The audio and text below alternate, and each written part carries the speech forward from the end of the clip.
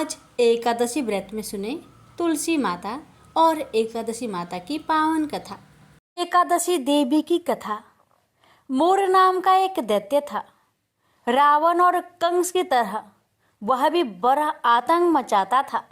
स्वर्ग में देवों सहित सभी को पीड़ा देता था। सब लोग उससे रक्षा मांगकर श्रीमन नारायण के शरण में गए। भगवान ने कहा, मैं उसे सहमलाता हूँ, चिंता मत करो। भगवान मूर के साथ युद्ध करने लगे, लेकिन अपनी सारी शारीरिक शक्ति लगाकर भी भगवान कुछ नहीं कर सके। भगवान को युद्ध के मैदान से पलायन करना पड़ा। वे हिमालय के एक गुफा में छिप गए। मूर भी उनका पीछा करते हुए वहां पहुंच गया। भगवान ने ध्यान करना शुरू किया और उनके मन से एक शक्ति उत्पन्न किया, उनकी मानसिक शक्ति। इस शक्ति ने बाहर आकर मूर को अपने तलवार से मार डाला। हम जानते हैं कि शरीर में 10 इंद्रियां हैं, 5 ज्ञान इंद्रियां और 5 कर्म इंद्रियां। 11वीं इंद्रिया है मन। संस्कृत में एकादशी का अर्थ है 11। चूंकि यह देवी, उनके मन भगवान की 11वीं इंद्रिया से निकली थी, इसलिए भगवान ने उन्हें एकादशी के नाम से पुकारा। एकादशी माता की उत्पत्ति के दिन उनके नाम से ही जाने जाने लगा। माता एकादशी की अंतिम चरण के दौरान उत्पन्न हुई थी, इसे जयंती कहते हैं। और उन्होंने द्वादशी के पहले चरण के दौरान दैत्य को मार डाला था, इसे स्मृति कहते हैं। भगवान ने घोषणा की कि एकादशी के दौरान देवी की इस महान कार्य के कारण पूरे जगत में कोई भी पाप नहीं रहेगा। लेकिन पाप तो पहले से ही है। जब उसने यह सुना, पाप पुरुष आश्रय की तलाश में इधर उधर भागने लगा। एकादशी के दौरान वह कहाँ रहेगा? वह जहां भी गया, सभी ने उसे आश्रय देने से इनकार कर दिया। अंत में अन्न यानी कि भोजन एकादशी के दौरान उसे आश्रय देने के लिए सहमत हुआ। तो एकादशी के दौरान सभी पाप के भोजन में आश्रय लेते हैं। जो कोई एकादशी के दौरान भोजन करता है, ये पाप उस व्यक्ति में प्रवेश करेंगे और रोग, समस्या, हानि, परेशानी इत्यादि बन जाएंगे। एकादशी देवी को विष्णु कन्या भी कहा जाता है, क्योंकि वह भगवान विष्णु की मानस पुत्री है। उनकी मूर्ति पूरी जगन्नाथ मंदिर और द्वारका धाम में है। भगवान के धर्म की रक्षा के लिए जितने भी अवतार है, वे सभी एकादशी के दिन ही हुए हैं, इसलिए यह इतना पवित्र दिन है। तो प्रेम से बोलिए, एकादशी माता की जय, विष्णु भगवान की जय। तुलसी माता की कहानी। एक बुढ़िया माई तुलसी जी को सींचती और कहती कि हे तुलसी माता, सत की दाता, मैं तेरा बिरला सींचती हूँ। मुझे बाहु दे, पीतांबर की धोती दे, मीठा मीठा घास दे, बैकुंठा में बास दे, चटक की चाल दे, पाटक की मौत दे, चंदन का काठ दे, रानी सा राज दे, दाल भात का भोजन दे, 11 की मौत दे, कृष्णा जी का कांधा दे। तब तुलसी माता यह सुनकर सूखने लगी। तो भगवान ने पूछा कि हे तुलसी, तुम क्यों सूख रही हो? तुलसी माता ने कहा कि एक बुढ़िया रोज आती है और यही बात कह जाती है, मैं सब बात तो पूरा कर दूंगी, लेकिन कृष्ण का कंधा कहाँ से लाऊंगी? तो भगवान बोले, जब वो मरेगी तो मैं अपने आप ही कंधा देने आऊंगा। तू बुढ़िया माई से कह देना। जब बुढ़िया माई मर गई, सब लोग आ गए। जब माई को ले जाने लगे तो वह किसी से न उठी। तब भगवान एक 12 बरस के बालक का रूप धारण करके आए। बालक ने कहा, मैं कान में एक बात कहूँगा तो बुढ़िया माई उठ जाएगी। बालक ने कान में कहा, बुढ़िया माई मन की निकाल ले, पीतांबर की धोती ले, मीठा मीठा ग्रास ले, बैकुंठा में बास ले, चटक की चाल ले, पाटक की मौत ले, कृष्णा जी का कांधा ले। यह सुनकर बुढ़िया माई हल्की हो गई। भगवान ने कंधा दिया और बुढ़िया माई को मुक्ति मिल गई।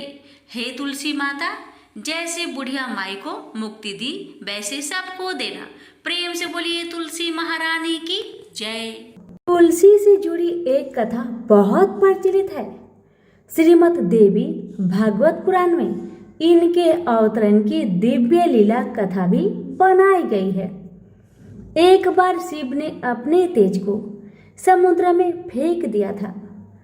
उससे एक महातेजस्वी बालक ने जन्म लिया।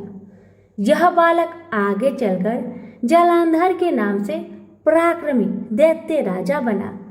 इसकी राजधानी का नाम जलंधर नगरी था। दैत्यराज कालनेमी की कन्या वृंदा का विवाह जलंधर से हुआ। जलंधर महाराक्षस था।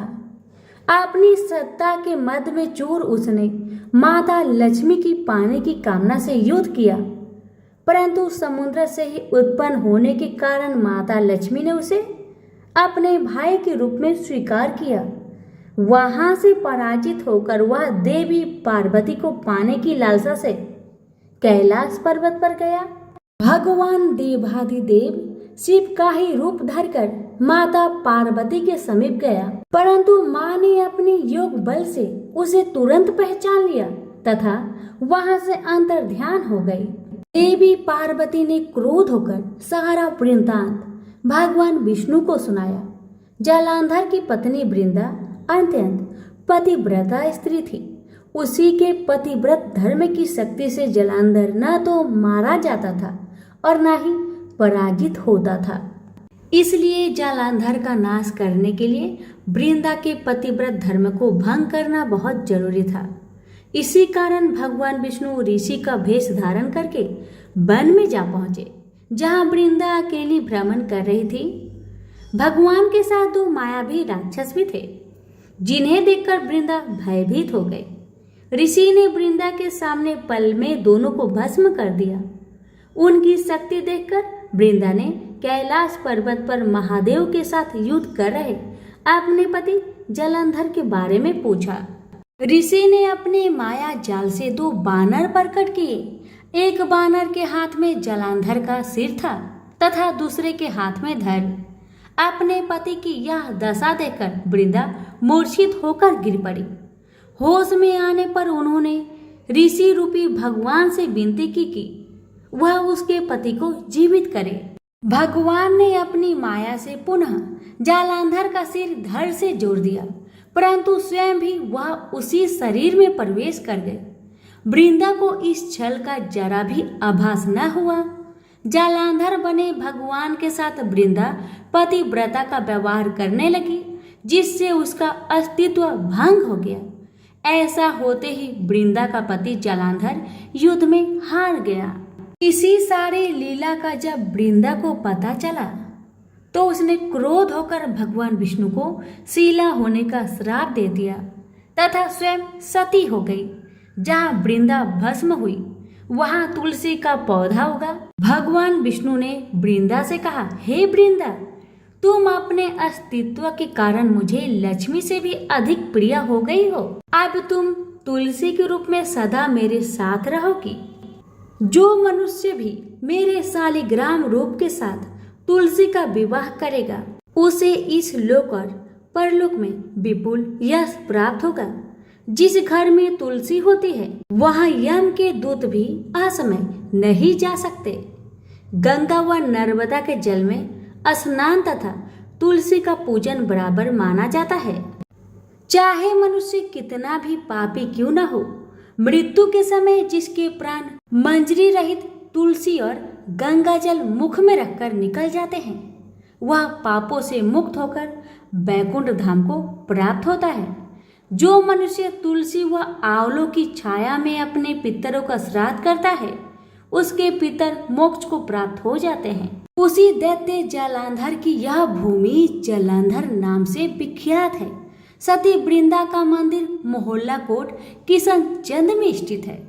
कहते हैं इस स्थान पर एक प्राचीन गुफा थी जो सीधी हरिद्वार तक जाती थी। सच्चे मन से 40 दिन तक सती वृंदा देवी के मंदिर में पूजा करने से सभी मनोरथ पूर्ण होते हैं। तो प्रेम से बोलिए तुलसी मैया की जय।